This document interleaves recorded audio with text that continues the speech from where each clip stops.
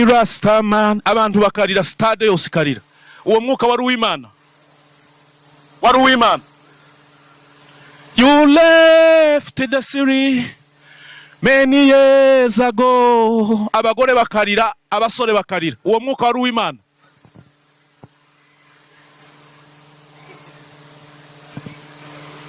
Yesu arababwira ngo tegera mbabwire ngo saba avuga ngo mwami mwami. Umuntu yoza kubita umwana ku munwa akamubwira ngo tukaje muri Gehenumu. Menya makuru weva muri ibyo urimo. Twese twoba bavuga butumwa, twese twovugira Yesu, twese twoba bavuga butumwa mu gatondo na nimugoroba. Ukazubwira umugore, ukabwira umwana, ukambwira ngo uramenye ntukajeyo.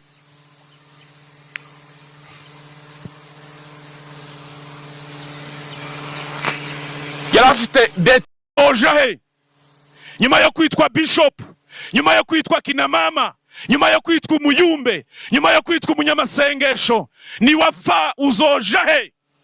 Nta gisubizo nkeneye. Haleluya. Ni wapfa uzojahe. Reka ngubwire, mu madini tuzambaraga imyenda y'imihengeri. Hariho umutunzi wambaraga imyenda y'imihengeri. Ni ibitare byiza. Ni ibitare byiza. Minsi yose agahora adamaraye. Minsi yose agahora adamaraye. Kandi hariho n'umukene witwaga Lazaro. Kandi hariho n'umukene witwaga Lazaro. Wahoraga aryamye ku muryango w'uwo mukire. Wahoraga aryamye ku muryango w'uwo mukire. Umubiri we wuzuyeho ibisebe. Umubiri we wuzuyeho ibisebe. Imbwa nazo zarazaga zikamuragata mu bisebe. Imbwa nazo zarazaga zikamuragata mu bisebe. Kandi yifuzaga guhazwa n'ubuvungukira buva ku meza y'umutunzi. Kandi yifuzaga guhazwa n'ubuvungukira buva ku meza y'umutunzi. Bukeye umukene arapfa. Bukeye umukene arapfa. Abamarayika bamujana mu gituza ca Aburahamu. Abamarayika bamujana mu gituza ca Aburahamu. N'umutunzi nawe arapfa arahambwa. Umutunzi nawe arapfa arahambwa. Ageze ikuzimu arababazwa cyane. Ageze ikuzimu arababazwa cyane. Yubuye amaso areba Aburahamu ari kure na Lazaro ari mu gituza cye. Yubuye amaso areba Aburahamu, Lazaro ari mu gituza ca Ibrahimu. Arataka ati Aburahamu sogokuru. Aburahamu sogokuru. Mbabarira wohereze Lazaro. Mbabarira wohereze Lazaro. Akoze isonga y'urutoki rwe mutuzi antonyangirize ku rurimi. Akoze isonga y'urutoki rwe ku mazi, mu mazi antonyangirize ku rurimi. Kuko mbabazwa n'uyu muriro. Kuko mbabazwa n'uyu muriro. Aburahamu aramubwira ati. Aburahamu aramubwira ati. Mwana wanje. Mwana wanje. Ibuka yuko wahawe ibyiza byawe ukiriho. Ibuka yuko wahawe ibyiza ukiriho. Lazaro nawe yahawe ibibi. Lazaro nawe yahawe ibibi. Yego. None aguwe neza hano naho wewe urababazwa cyane. None aguwe neza naho wowe urababazwa cyane. Kandi uretse n'ibyo. Dore hariho umworera munini bikabije hagati yacu namwe. Dore hariho umworera munini bikabije hagati yacu namwe. Washiriweho kugira ngo abashaka kuva hano kuzaho muri batabibasha. Washiriweho kugira ngo abashaka kuva hano bazaho muri cyangwa mwebwe mushaka kuzino ntimubishobore. Kandi n'abavaho batagera hano. N'abavaho batagera hano. Nawati ndakwinginze sogokuru ngo nibura umwohereze kwa data. Ndakwinginze sogokuru ngo nibura umwohereze asubire mu isi kwa data. Kuko mfite bene data batanu. Kuko mfite abavandimwe batanu. Ababurire ngo nabo batazaza aha hantu ho kubabarizwa cyane. Ababurire ngo nabo batazaza aha hantu ho kubabarizwa cyane. Aburahamu aramubwira ati bafite Mose n'abahanuzi. Iyo ngiyo hasigayeyo Mose n'abahanuzi. Babumvire. Nawati oya sogokuru Aburahamu. Oya sogokuru Aburahamu. Ahubwo nihagira uzuka akabasanga. bazihana. Aramubwira ati nibatumvira Mose n'abahanuzi ntibakwemera naho umuntu yazuka. Amen. Ntibakwemera naho umuntu yazuka. Amena. Amen. Soma Ecclesiaste umubwiriza witi 8:8. Nushaka usome gatoya a. Mubwiriza 8:8. Yego. Aya yesiri ye kondaye mbona. Reka dusome 8 duhera ku 8. Oya 8:8. Yego. Nta muntu ufite ububasha ku mwuka we kugira ngo awiyumirize. Nta muntu numwe ufite ububasha ku mutima we ku mwuka we kugira ngo agire gute. Iryo jambo nareko nkenera ngo ndishake muri biri jambo ry'Imana risigura gute. Je mfite uko naritekereje ngo nta ufite ububasha ku mwuka we. Natekereje ko ari ukugira ngo wigumizemo aho ufate ntugende, siko se? Nuko njewe natekereje. Yego awiyumirize kandi ndabubasha afite bwo kwimira umunsi wo gupfa. Nushaka kurekera. Amen. Nta numwe muri iyi si waba umutunzi cyangwa umukene ufite ububasha bwo kwimira umunsi wiwe wo gupfa. Niko. Amina. Amen. Haleluya. Dukubitira ijambo ry'Imana amashi. Haleluya. Dutanze mpore ku muryango wa Ruberwa, muryango w'abagorora, kubura umuvyeyi kerekeswa imyaka agezemo ni birababaje. Yaba afite imyaka 150 cyangwa 100 cyangwa mikeya, birababaje. Hanze twavuga ngo yarashaje, yarageze igihe cyo kugenda, ariko kuri ba nyirawe, abana be, abahungu n'abakobwa, ni ikinyenyeri kinini, ni igikorema, ni igitara kizimye mu buzima bwabo. Ni amateka y'igihe kirekire aba ashiriweho iherezo. Birababaje rwose. Mwihangane, aba bose abenshi ntibagifite ababyeyi. Abandi bamwe bagendeye hano, abandi bagiye kera.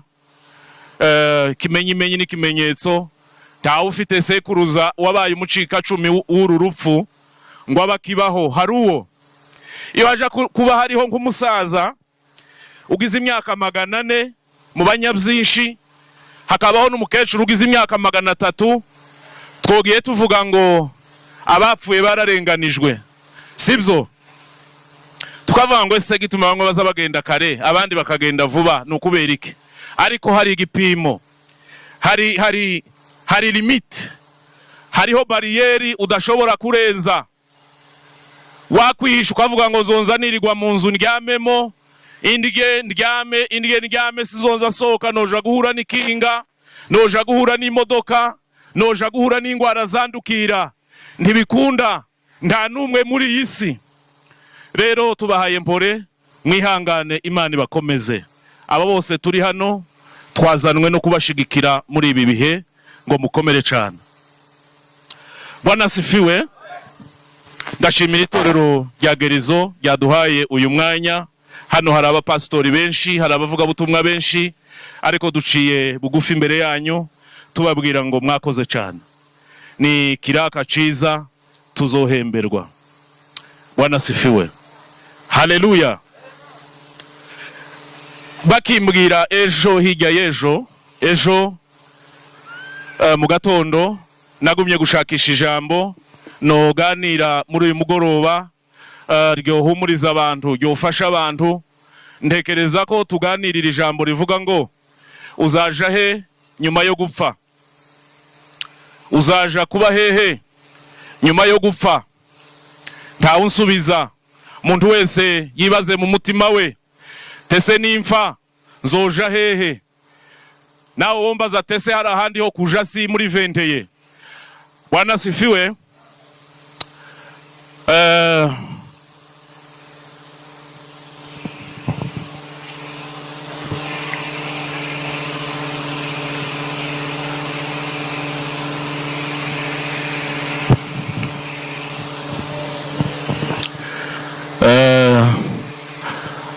bose baraguma baze barafatira aho tugeze. Ni Siretanda Gaparasi, ngira ngo marehemu mwumvisa mukeneye, niyo mpamvu turiko tumubona hano. Yari umukristo wiwe. Turakwiyegereje ngo wegere muri uyu mwanya, Imana duhanane imigisha. Haleluya. Nyuma yo gupfa uzaja he? Uzaja kuba hehe? Niryo jambo natekereje ko tuganira kanya gatoya burije, ariko niryo jambo tuganira. Nyuma yo gupfa uzaja he? Sinashatse kuvuga hano hepfo cyangwa handi hose uzapfira. Haleluya. Ubu buzima nakavungukira kiteka. Ubu buzima turimo imusasa, ahariho hose turi hari abantu, nakavungukira ka mirere ka eternite. Alo, kuva Yesu Kristo apfuye kugeza uyu munsi hashize imyaka 2025, ariko imbere y'Imana iyo myaka 2025 muri mirere imbere y'Imana ni iminsi 2 gusa. Imbere y'Imana kuva Yesu Kristo avutse kugeza uyu munsi haciye iminsi yose uzagira ku isi, iminsi yose uzagira ino ni migufi cyane ku minsi iri hirya y'iyi minsi dutegereje. Mu yandi magambo, twabayeho tutarabaho, tubaho turiho, tuzongera tubeho tutakiriho. Ariko nakubajije ngo nyuma yo gupfa utakiriho uzaja he? Ndabaza pasiteri, ndabaza umukristo usanzwe, ndabaza ufite ikiraka afite, nyuma yo gupfa uzaja he? Ko twahozeho, turiho, kandi tuzasubira tukabaho. Ko birumvikana? Muri eternite yashize, muri mirere yashize ya kera, abaririmbyi baza baririmba ngo Imana ntawayiremye ngo nayo ubwayo yisanzeho. Siko baza baririmba? Imana yisanze muri mirere yahise, ibindi biremwa byose harimo abantu, inyamaswa, amapepo ndetse na shetani. Ibi bitagaragara byose byaremwe nayo. Hanyuma natwe tumaze twisangaho, tumaze kuvuka. Haleluya. Twisangaho, ukisangaho wavukiye, naje nkisangaho navukiye.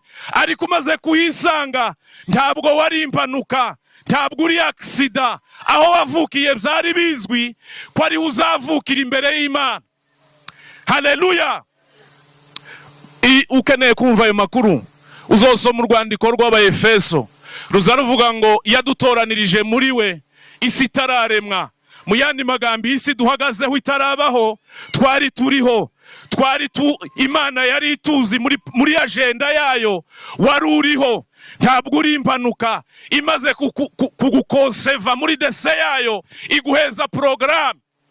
Haleluya. Yaguhaye porogaramu. Nico cyatumye Paulo yandikira Abaefeso arababwira ngo turabo yaremye, ituremeye imirimo myiza muri Kristo Yesu, iyi Imana yateguye kera kugira ngo nituzino tuzoyigenderemo.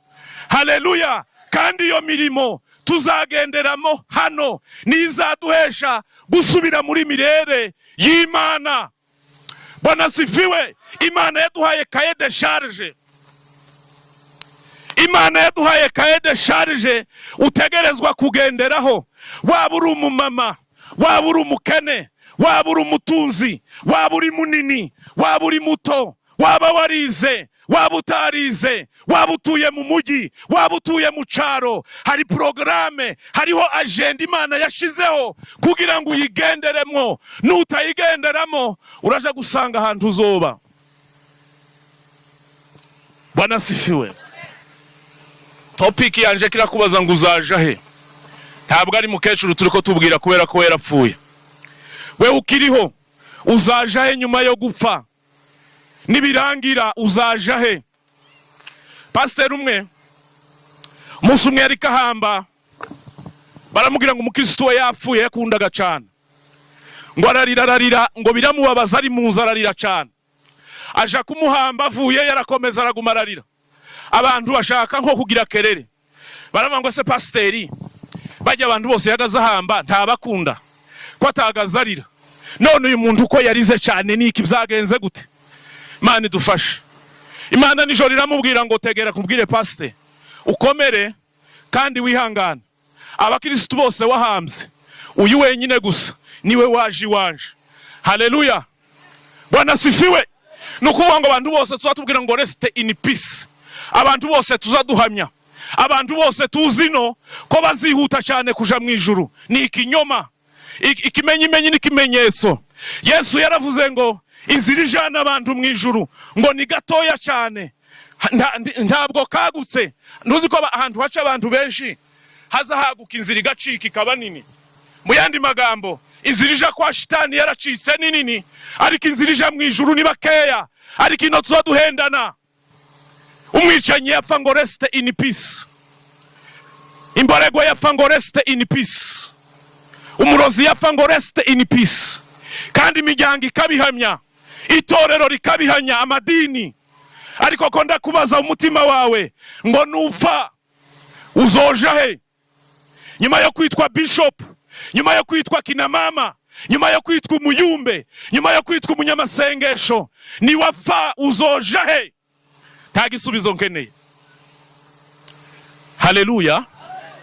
Ni wapfa uzoja he? Reka ngubwire, mu madini tuzatwiyaranja, mu madenomination tuzatwiyaranja, abakristo bakaba benshi, ikanisa rikuzura, ndetse tukakumenyaho amafuti, ariko tukareba hirya. Wanasifiwe. Haleluya. Idini systeme Yesu yayisanzeho. Yesu yasanzeho systeme idini kaya madini ariho. Moses Korora yatanze ubuhamya, aravuga ngo umunsi nyina amara gupfa ngo yarababaye, agira agahinda kenshi, yasengera ngo mu idini rimwe, ngo agira agahinda arababara, ngo afata igihe kirekire cyo gusenga Imana, abaza Imana ngo se mama yagiye he? Umunsi umwe Imana imujana mu iyerekwa, asanga nyina ngo yari inzobe cyane, ngo amureba abona yarirabuye, kandi ngo abona ari mu mwijima. Arunguruke hirya ngo abona pasiteri basenganaga nawe ngo nihari, bituma pasiteri Moses Korora agaruka yiha Imana. Haleluya. Aravuga ngo birahindutse, ngiye gusenga, ngiye gushaka Imana, ngiye gusoma ijambo, ngiye kuryigeraho, ngiye kuryubaha kugira ngo nzoje mu ijuru. Haleluya. Uzaja he baada ya haya? Nyuma yibi, nyuma yo gupfusha, nyuma yo gupfa, nyuma yo kuba impunzi, nyuma yo kurwara, nyuma yo kurwaza, nyuma yo kuba ukumeze, nyuma yo kwitwa umuyumbe, nyuma yo guhabwa amatitire ba musenyeri, abandi ba apotre, nyuma yo kwitwa ba bishop, uzaja mu kihe gihugu? Wanasifiwe. Muri imzararima ngo mfite ikindi gihugu uracangenda.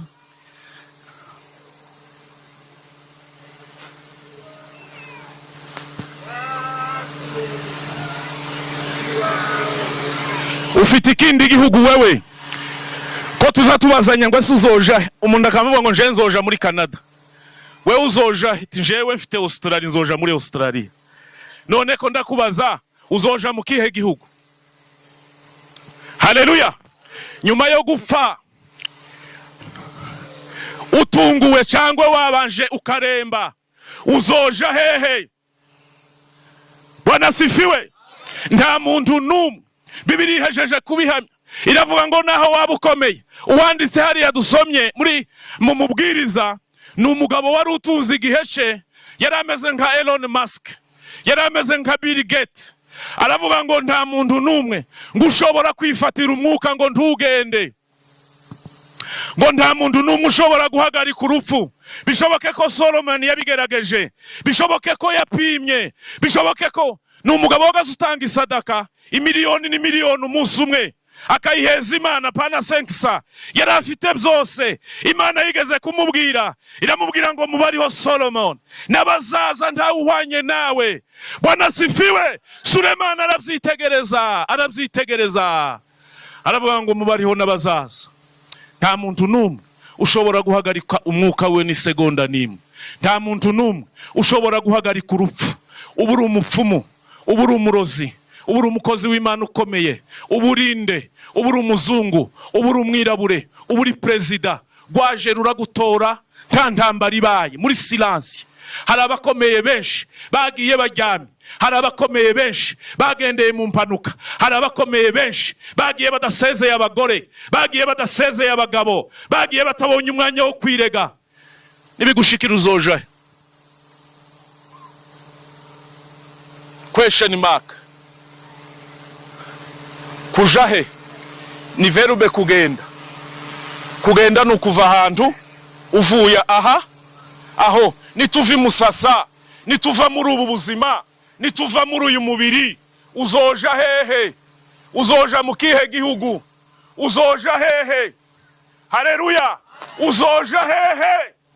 Hari message Imana iziguheza iyi kubwira bapfuye. Iyo tuza hano bakaduheza ubuhamya bw'abanyina bakundaga cyane, iyo tuza bakaduheza ubuhamya bw'abase bakundaga cyane, iyo tubona abo twiganye bapfa, iyo tubona abo twakuranye bagenda, iyo tubona abagabo bari bakomeye ku ma YouTube, hari ubutumwa Imana ibiri kiguheza kugira ngo witegure. Nta bundi. Iyo ba pasiteri babwiriza, hari ubutumwa Imana ibiri kuguheza kugira ngo ufate ingingo. Imana iragukunda, Imana iragukeneye. Imana ikeneye ngo muzobana. Nyabuna ngwino tujane, musore ngwino tujane, pasiteri ngwino tujane. Muntu wese ukiriho n'umunyamahirwe kuko aracafite amahitamo. Bwana sifiwe.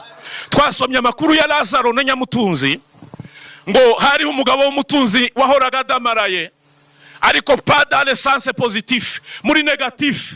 Yahoraga yambara akabegwa, agasohoka akaja mu tubare, akabegwa yamara akirya ku bantu, akagira ngo paradizo yiwe nino, akagira ngo bizarangirira ino. Afata ubutunzi bwiwe bumuhuma amaso, bumutandukanya n'Imana. Afata imyenda yiwe, afata za konte ze, afata imiduga ye, imutandukanya n'Imana. Aruhagira ngo hari icyo arico, ntiyarazi ko ari ubusa. Nyiri bugingo, nyiri mwuka zashogora, agira ngo ni igitangaza. Yabanaga ngo n'umugabo w'umukene, kandi uwo mugabo ngo yabaga ku muryango, ntiyabaga kurewe. Lazaro agasape, Nyamutunzi agasapa akabegwa, mu gatondo akamuhushukaho ngo agwaye uruhera, akamwitegereza akagenda. Sinzi ibyo agazatekereza mu mutima. Ku mugoroba akagaruka, akagenda iyo yajaga kwinezeza mu by'isi. Ubutunzi bwiwe budamararamo.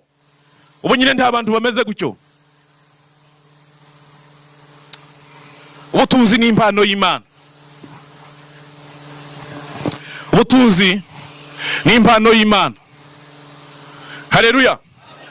Ngo yabanaga n'umukene, ngo wahoraga yifuza bijya baza bata kuri puberi, bijya baza bahingurube, agahora byifuza, akavuga ngo ariko ntibompeza kariya katibutse, ariko biriya bagiye kumena ntibobimpa, ntibaruhe bamwitaho. Bari bafite umutima mubi, yari afite umutima w'ubugome, yari afite umutima wikunda.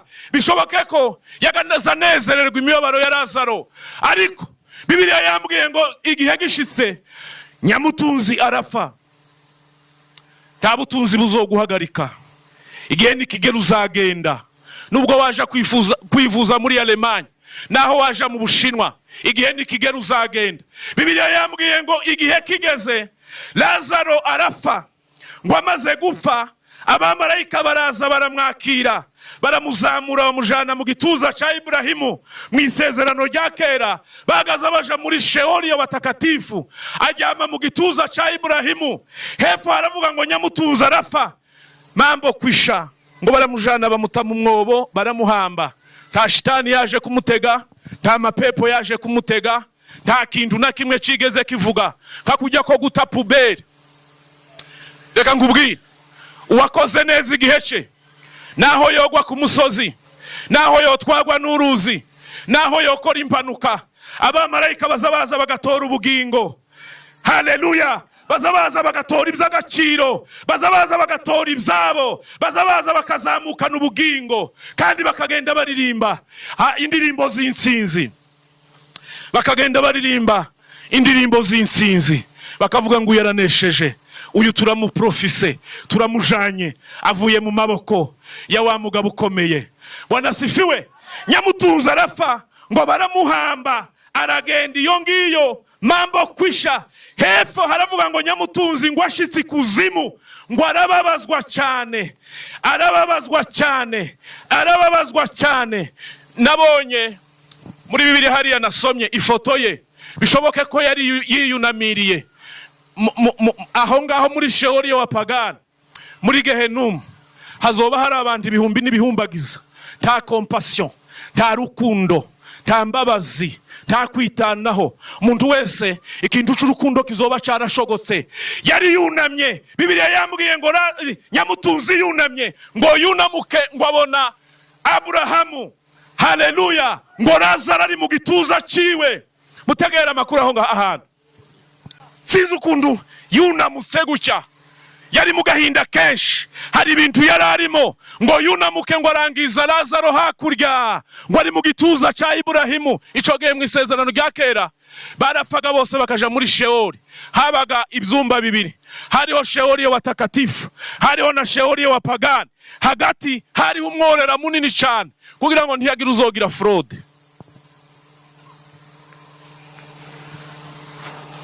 Uzoja he? Uzoja he numara gupfa? Uzoja hehe? Ntiruzoguteguza. Bariya bose bapfuye bari bagikeneye kubaho. Haleluya! Aranegosia, arahamagara ngo sogokuru we, unyoherereze Lazaro azakoze urutoki mu mazi, namaraza ntonyangirize ku rurimi, atonyanze gusa. Mutegere iyo ampleur ya souffrance. Ntabwo yigeze asaba iveri, ntabwo yigeze asaba kinju, ntabwo yigeze asaba kabido.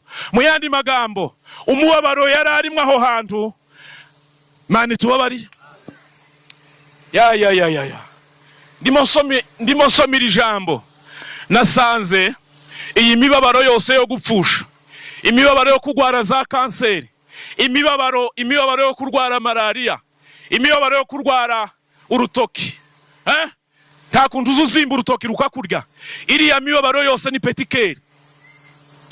Kurwara iryinyo ni petikeri, ni souffrance zikuavertisa, zikubwira ngo hari ahantu nyina w'imibabaro yose yino, nyina w'imibabaro yose izobaho. Kandi twotahura iyo mibabaro, umuntu yoza kubita umwana ku munwa akamubwira ngo tukaje muri Gehenumu. Menya amakuru weva muri ibyo urimo. Twese twoba bavuga butumwa, twese twovugira Yesu, twese twoba bavuga butumwa mu gatondo na nimugoroba.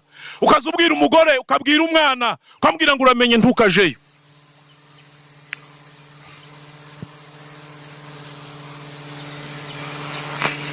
Yari afite des types de souffrance.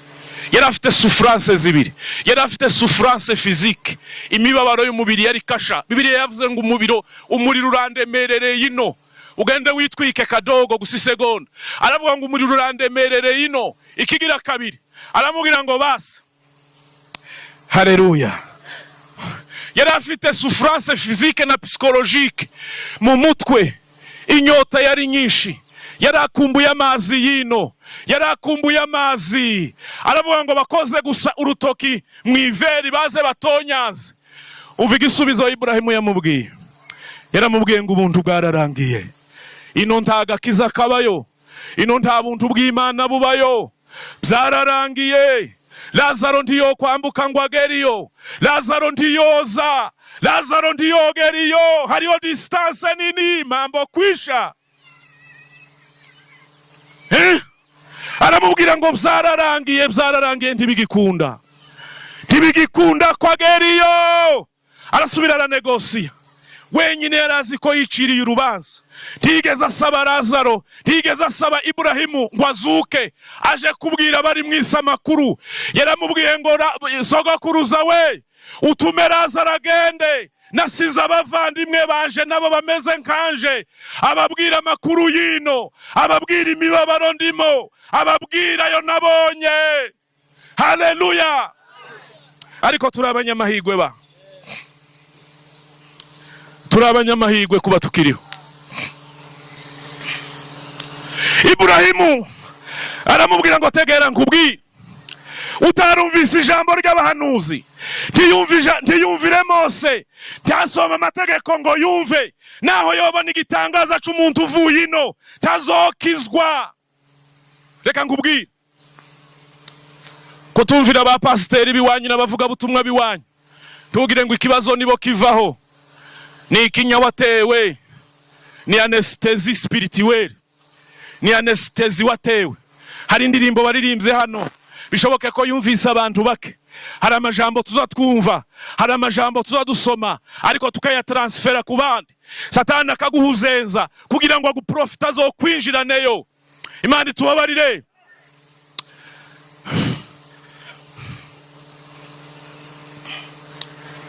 Iburahimu aramubwira ngo wewe iri ya ruguru wabayeho neza bishoboka, wari ufite ifaranga, wari ufite imodoka, wari ufite ibintu byose ukene, wari ufite ibiryo, wari ufite ubuzima, ariko ntabwo wigeze ushiramo eforo, ntabwo wumvise, ntabwo watahuye. Ariko uyu Lazaro mfumbase, uyu Lazaro turi kumwe, yabayeho nabiriya, nta munsi numwe yigeze yifuza ibyawe, nta munsi numwe yigeze akora ibyaha ngo nuko ari ubukene, nta munsi numwe yigeze ahemurwa n'ubukene, nta munsi numwe yahemutse, ariko we wahemuwe n'ubutunzi.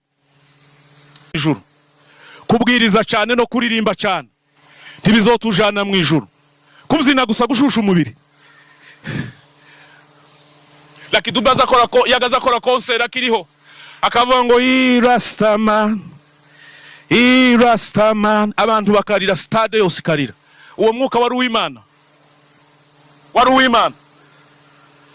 You left the city many years ago. Abagore bakarira, abasore bakarira. Uwo mwuka wari uw'Imana.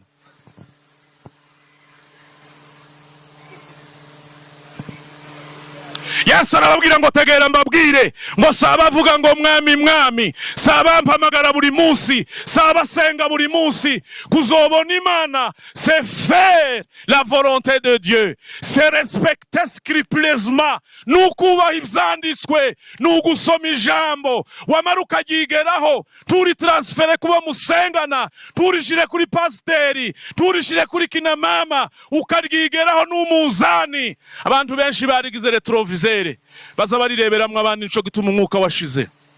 Abantu bakaririmba indirimbo 15, ariko abantu bakaza bareba bakareve, abandi bagakomanta, critique n'amanalize byabaye byinshi kubera ubunebwe. Kizakwereka umunebwe wa mbere, abantu bose baranebwe, ariko iwasigara ari umunyamwuka, nikwazi. Abantu bose n'abanyamakosa, ariko iwe ni salama. Mwikanisa ryabo ntazanezerwa ngo ari kumwe n'abazayifu, mukiriyo ciwabo ntiyonezerwa, abantu bose bariko batera indirimbo n'abazayifu.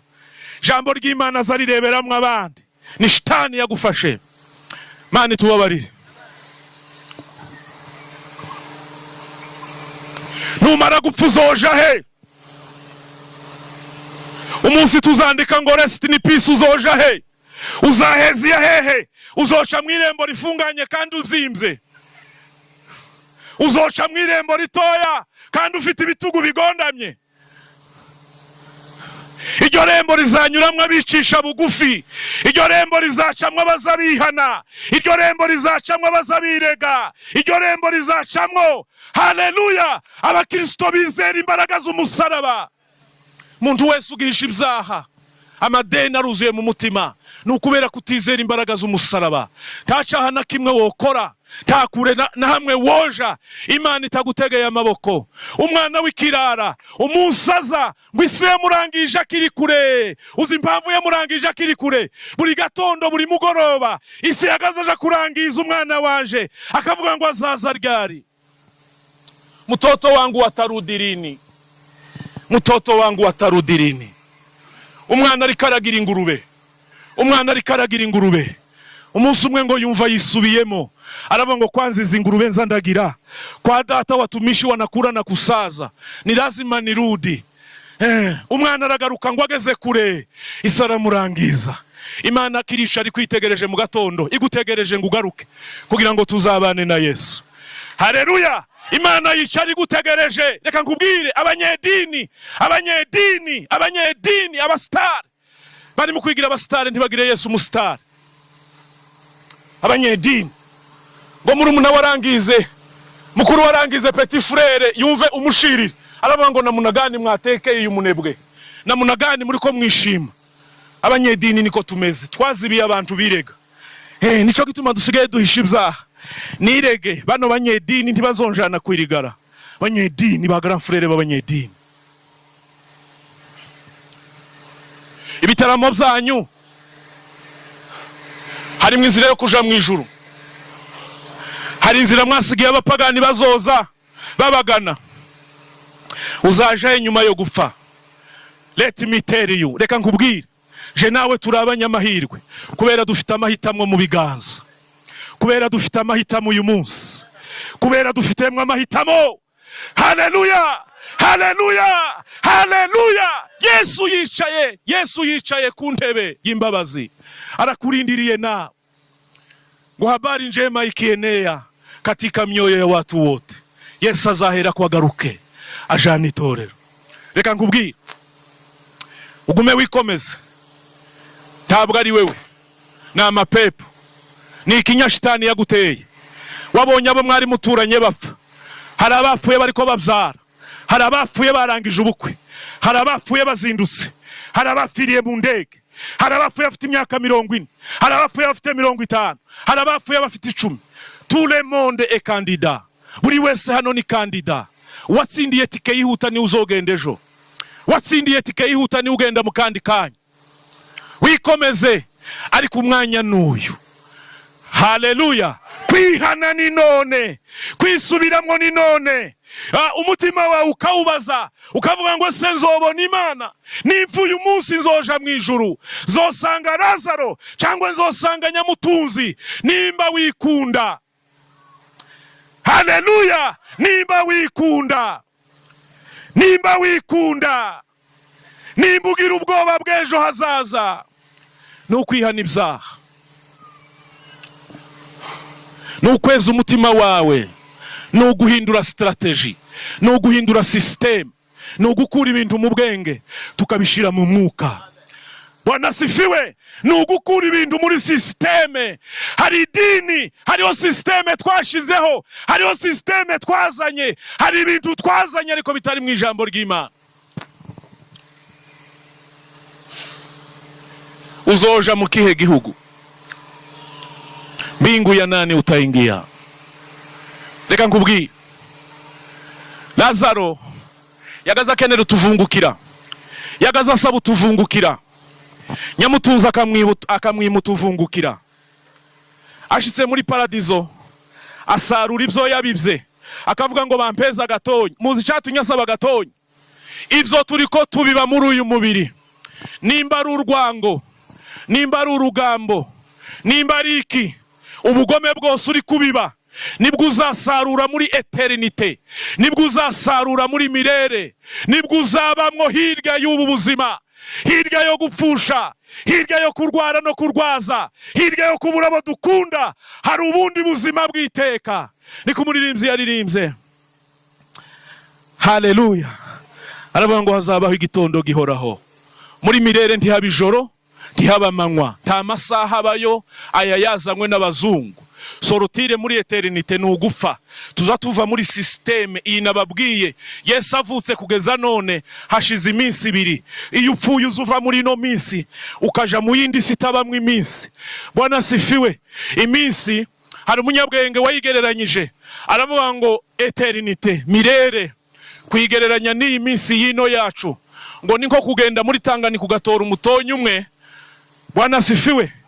Muri mirere abazoja mu ijuru n'abazoja muri Gehenumu ngo bazabayo imyaka n'imyakurae.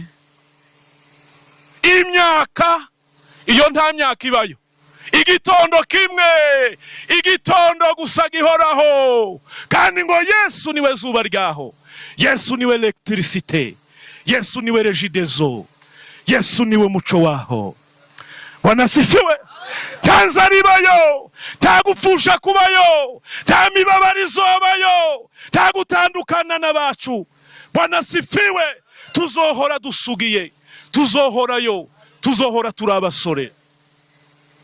Hazabaho igitondo gihoraho, nibwo ntazo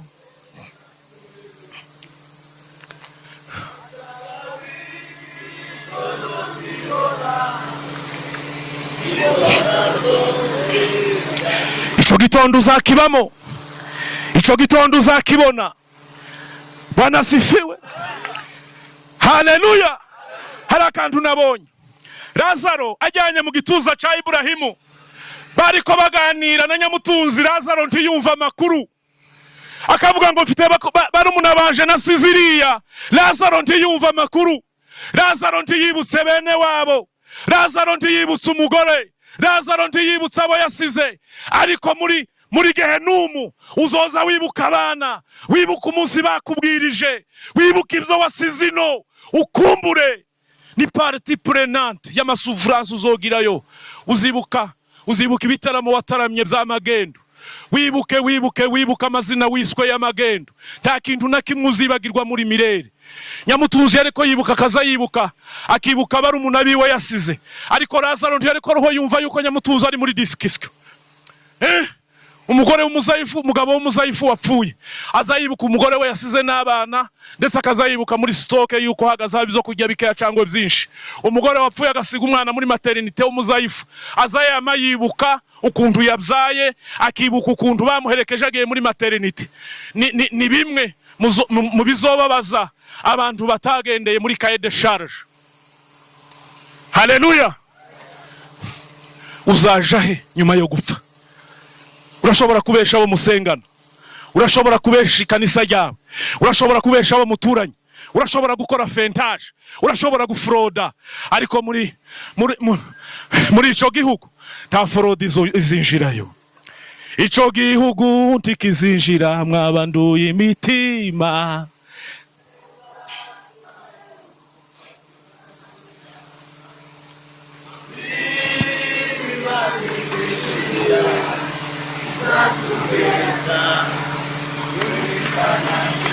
Hari umunsi umwe twese tuzoba tutakiriho.